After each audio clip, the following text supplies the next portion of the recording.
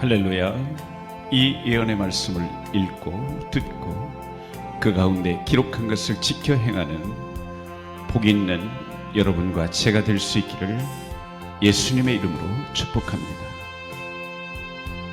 오늘은 제1편 주님 성경이 무엇입니까?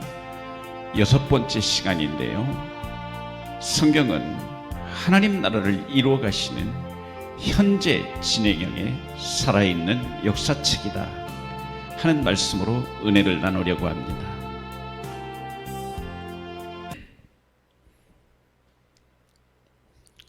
성경을 역사적인 관점에서 바라보는 역사학자들의 이야기를 들어본 적이 있는데요, 창세기를 인간의 인식과 의식이 발달해가는 과정이라 그렇게 말하고, 천지 창조를 마치 단군 신화와 같은 이야기로 대하며, 출애굽기는 한 인간인 모세가 태어나서 자라고 성장하여 자립해가는 과정의 기록이다 이렇게 평가하는 것을 들어본 적이 있습니다.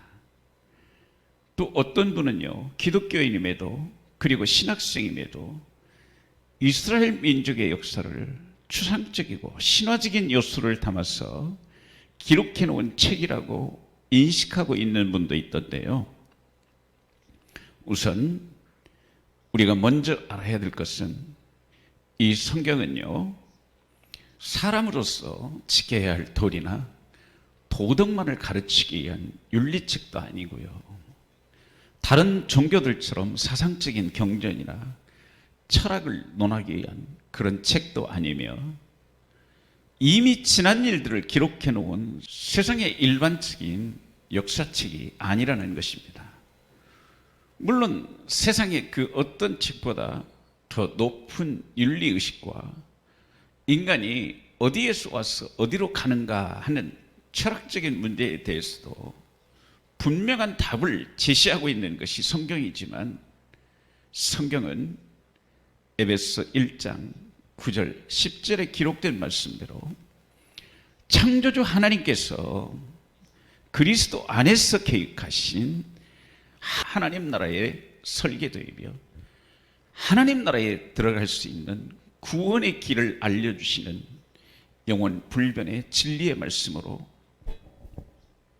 하나님께서 정하신 이 세상 끝날이 되면 처음 하늘과 땅과 바다는 없어지고 새 하늘 새 땅 새 예루살렘 성, 즉 영원한 하나님 나라가 세워질 것에 대하여 미리 예언하여 성경에 계시하시고, 그 계시하신 말씀대로 온 우주 만물을 다스리시며 자기 백성의 구원을 위한 하나님의 마음과 뜻과 계획과 의지를 담아서 완성하실 영원한 하나님 나라에 대하여 기록하게 하신 예언의 책이라는 것입니다. 그래서 이사야서 42장 22절에 보면 하나님께서 성경만이 참 진리임을 강조하시기 위해서 거짓 선지자들을 향해서 이렇게 말씀하시잖아요. 너희가 참 신이라면 장차 당할 일을 우리에게 진술해봐라. 또 이전 일이 어떠했는지도 말해보아라. 우리가 그 결말을 지켜볼 것이다. 또한 앞으로 다가올 일들을 알게 하고 그 뒤에 올 일들도 알게 하라. 그러면 너희를 신으로 인정해 주겠다라고 말씀하신 것입니다. 이 말씀을 되짚어 보면 성경을 세상의 상식이나 그 어떤 지식으로 증명할 수 있느냐, 또 그 어떤 잡신들이나 능력자나 그 누구도 할 수 있는 일이더냐. 그런데 지금도 살아계셔서 온 우주 만물의 창조주로서 다스리시고 통치하시는 전능하신 하나님만이 하실 수 있는 일이요, 하나님의 철저한 계획과 질서 아래 인간이 살아갈 수 있는 최적의 환경을 제공하시는 이 모든 일들을 그럼 누가 한다는 것이냐? 그런데 왜 이 전능하신 하나님을 인정하지 못하느냐? 다시 말해서 세상의 학문인 과학이나 철학이나 지질학이나 생물학이나 그 어떤 학문도 절대 진리인 성경 아래에 있는 것이지, 세상의 학문과 지식으로 성경을 입증할 수 있는 것이 아니다. 세상의 모든 지식이 오히려 성경을 통해서 검증받고 판단받아야 하는 최상, 최고, 최종의 권위가 되어야 하는 것이 바로 이 성경이라는 것입니다. 그래서 디모데전서 6장 20절, 21절에 보면 디모데야, 망령되고 헛된 말과 거짓된 지식의 반론을 피함으로 너에게 부탁한 것을 지키라고 말씀하시면서 이것을 따르는 사람들이 있어 그들이 믿음에서 벗어났느니라. 즉 허황된 말장단과 분명한 한계가 있는 세상의 학문을 통한 반론을 피하라는 것입니다. 왜냐하면 이런 것들을 따르게 되면 믿음이라고 할 수 없다라고 분명히 말씀하시면서 태초에 하나님이 천지를 창조하시니라 하시고 세상을 시작하신 하나님이 성경의 마지막 장인 계시록 22장 12절과 13절에 뭐라고 말씀하고 있느냐? 보라, 내가 속히 오리니 내가 줄 상이 내게 있어 각 사람에게 그가 행한 대로 갚아주리라. 나는 알파와 오메가요, 처음과 마지막이요, 시작과 마침이라 하시면서 계시록 22장 18절로 21절에는 내가 이 두루마리 예언의 말씀을 듣는 모든 사람에게 증언하노니 만일 누구든지 이것 위에 더하면 하나님이 그 두루마리에 기록된 모든 재앙들을 그에게 더할 것이요, 만일 누구든지 이 두루마리 예언의 말씀에서 제하여버리면 하나님이 이 두루마리에 기록된 생명나무와 및 거룩한 성의 참여함을 제하여버리시리라 하실 만큼 이 성경은 한 자도 빼거나 더할 수 없는 엄중한 하나님의 말씀이며, 이것들을 증언하시니가 이르시되 내가 진실로 속히 오리라 하시거늘 아멘. 주 예수여 어서 오시옵소서. 주 예수의 은혜가 모든 자들에게 있을지어다. 아멘으로 성경을 마치고 있듯이 세상의 시작부터 끝까지는 물론 새하늘 새 땅으로 다시 만드실 영원한 하나님 나라에서 이루어 가실 일들에 대해서까지도 기록하게 하시고 지금까지 성경에 예언한 그대로 이 모든 역사를 다스려 오셨다는 사실은 그 누구도 부인할 수 없는 역사적 사실이 아니냐는 것입니다. 그러므로 지금 우리는 이제 마지막 남은 종말에 대하여 사도 요한을 통해서 기록하게 하신 이 요한 계시록의 시대를 살아가고 있는데, 반드시 속히 오셔서 심판하심으로 영원한 하나님 나라를 이루실 것을 약속하신 이 성경 그대로 이루어 가실 것 또한 분명한 증거가 아니겠느냐. 그러므로 성경은 창조로부터 시작하신 이 역사적 진행 과정을 미리 예언하여 말씀하신 그대로 한치의 오차도 없이 이루어 가시는 현재 진행형의 살아있는 역사이며 하나님의 생명 구원을 위한 하나님 나라의 법이다.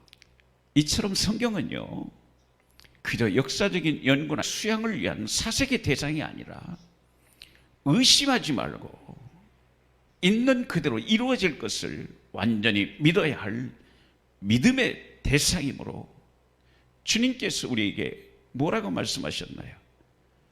머리로 믿지 말고 가슴으로 믿을 것을 요구하시잖아요.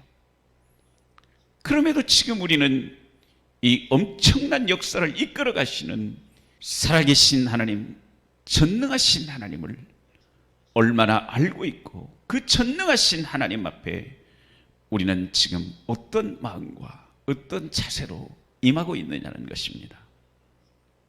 이는 아주 중요한 일입니다. 왜냐하면 인간이 하나님을 아는 방법은 오직 하나님이 자기 자신을 드러내고 나타내 보여주셔야만 가능하잖아요. 그래서 하나님은 이 성경을 통해서 당신의 마음과 뜻과 그 계획하시고 목적하심을 계시하시고 그 계시하신 대로 온전히 주장하여 이끌어 오셨고 성경대로 반드시 이루실 것을 약속하고 계시잖아요. 그럼에도 성경을 가장 잘한다라는 율법학자인 서기관과 바리새인들은 구약 성경에 이미 예언하신 대로 성육신하여 오셔서 하나님의 아들이심을 선포하시는 예수님을 신성 모독죄로 정죄하여 저주의 십자가에 매달아 죽게 하잖아요. 왜 그랬을까요? 성경을 육신의 정욕과 안목의 잣대로 해석하고 정작 성경의 주인이신 하나님의 마음과는 아무 상관없는 내가복음을 만들어서 자신의 의의를 자랑하기 위한 이용의 도구로 삼았기 때문이잖아요. 그때 당시 그들은요, 자신의 목적을 채워줄 만왕의 왕으로 오실 메시아를 기다렸어요. 그런데 이 기다리고 기다려서 오신 메시아가 자신들을 책망하시며 자신들의 일을 방해하는 방해꾼이 되었기 때문에 신성 모독죄로 정죄하여 십자가에 매달아 죽게 한 것입니다. 오늘 우리도 우리의 의의를 이루기 위해서 우리의 욕심을 위하여 내 명예를 위하여 권세를 위하여 예수 그리스도의 이름을 다시 십자가에 못 박고 있지는 않는지 돌아봐야 된다는 것입니다. 성경이 어떤 책인데요? 구원의 주이신 예수 그리스도를 통하여 우리가 영원히 주님과 함께 살 하나님 나라에 대한 이야기잖아요. 그래서 나를 위해서 성육신하여 오신 예수님, 나를 위해서 고난받으신 예수님, 그리고 십자가에 죽으신 예수님, 그 죽음을 이기시고 부활하신 예수님, 이제 승천하셔서 하나님 보좌 우편에 앉아 계셔서 지금도 우리를 위해서 기도하시는 예수님, 그리고 성령을 보내셔서 우리 안에 무너진 새 예루살렘 성을 다시 세워 우리와 함께 하시기를 원하시는 예수님, 그리고 이제 공중 강림하셔서 먼저 천국 백성들의 부활과 땅에 있는 성도들의 휴거를 이루실 예수님, 마지막 심판을 위하여 지상 재림하셔서 악한 사단을 제거하시고 영원한 하나님 나라를 이루실 예수 그리스도에 대한 이야기잖아요. 그럼에도 자신들의 유익을 위해 성경을 이용하여 탐욕과 교만을 틈탄 사탄과 연합된 메시지로 만들어버린 거짓 선지자들이 우리 주위에 얼마나 많습니까? 그래서 그때 당시에 이런 모습을 바라보신 주님이 뭐라고 말씀하셨나요? 마태복음 23장에 보면 주님께서 이런 서기관과 바리새인들을 향하여 화 있을진저 7번이나 반복하시면서 꾸짖어 질타하시고 그들의 그릇된 신앙 상태와 7가지의 죄를 조목조목 지적하여 그 이전의 정체를 백일하에 드러내시면서 33절에 보면 뱀들아, 독서의 새끼들아, 너희가 어떻게 지옥의 판결을 피하겠느냐 하시면서 그에 상응한 하나님의 심판을 선포하시며 이어진 34절, 35절, 36절에 보면 결국 당신은 그들의 손에 의해서 작정된 십자가를 지시고 죽으심으로 성경에 예언하신 구원 사역을 감당하게 될 것을 말씀하시고 내가 진실로 너희에게 이르노니 그 죄의 값이 다 이 세대에 돌아가리라.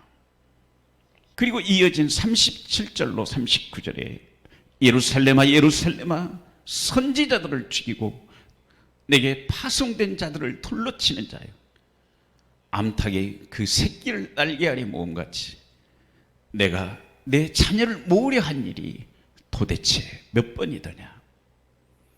그러나 너희가 원하지 아니하였도다. 보라, 이제 너희 집이 황폐하여 버려진 바 되리라. 내가 너희에게 이르노니 이제부터 너희는 찬송하리로다. 주의 이름으로 오시는 이여 할 때까지 나를 보지 못하리라 하시면서 예루살렘의 멸망을 선언하신 것입니다. 여러분, 이로 인한 이 예언의 말씀이 언제 어떻게 성취되었습니까? 주후 70년 이스라엘은 로마의 디도 장군에 의해서 멸망하였고 많은 사람들이 학살되었으며 온 세계에 유리하는 방랑자들이 되어서 떠돌아다니다가 1948년에서야 나라를 되찾게 된 것입니다. 이 역사적 증거를 보고도 성경을 신화적인 이야기로 치부해버리고 말 것인가? 데살로니가전서 2장 13절에 너희가 우리에게 들은 바 하나님의 말씀을 들을 때에 사람의 말로 받지 아니하고 하나님의 말씀으로 받음이니 진실로 그러하도다.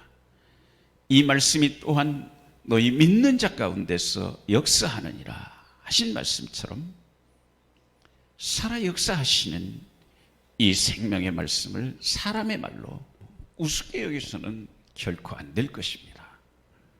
여러분, 오늘 이 말씀을 통해서 나를 구원하시기 위해서 십자가를 지심으로 새 생명을 주신 예수 그리스도를 만나실 수 있기를 주님의 이름으로 축복합니다. 이 구원 계획을 이루시기 위해서 그 아들을 내어주신 하나님 아버지의 측량할 수 없는 그 사랑과 그 은혜를 깨닫고 온전한 믿음으로 구원에 이르도록 나를 이끄시며 인도하시는 성령 하나님께서 역사하신 생명의 말씀으로 받아서 나를 구원하여 살리시고 위로하시고 치유하시는 은혜를 입는 믿음의 승리자가 되실 수 있기를 우리 주 예수 그리스도의 이름으로 축복합니다. 다음 시간에는 제1편 마지막 7번째 성경은 하나님 심판의 다림줄이다 하는 말씀으로 은혜를 나누려고 합니다. 오프라인 강의는 은평학당에서 있습니다. 살리고 세우고 위로하고 치유하는 은혜를 약속하셨습니다. 직접 오셔서 함께 은혜 나누는 시간이 되기를 바랍니다. 감사합니다.